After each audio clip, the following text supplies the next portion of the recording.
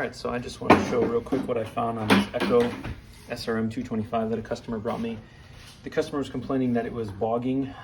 It seemed to start and rev okay, but then when you put it under load, it didn't run right. And there's kind of two parts to this video. The first is to encourage people to poke around a little bit themselves before they take it to an expert if you don't want to be working on these things yourself. And the second is to show you what I found. So I did nothing but take the gas cap off and drain the fuel. And I looked in there, not even with a flashlight, and you can see that the fuel filter is no longer attached to the fuel line. Now, it's hard to see on camera because of the lighting, but if I just pull this fuel line out, it's more clear that the end of this thing has busted off, and laying down there is the fuel filter, which a brand new one looks something like this. Now, with no tools, no expertise, and almost no time at all, I immediately know I have a fuel system problem.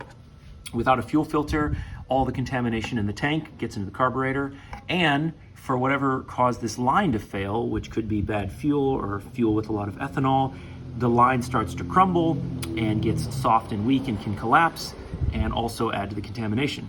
So even if you don't want to fix these things yourself, you still don't want to be hosed by a shop.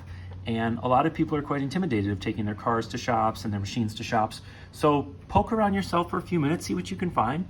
And then when the shop tells you, yeah, we found a degraded fuel filter and fuel line, you can have a little more trust and understanding about what they're talking about.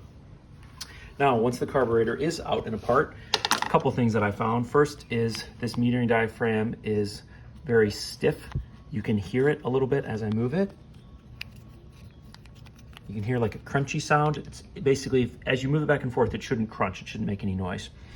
And then you can see here in the fuel screen inside, there's a bunch of debris. So this is gonna cause all sorts of problems. So again, you may not be the person who wants to do this. That may intimidate you, and that's fine.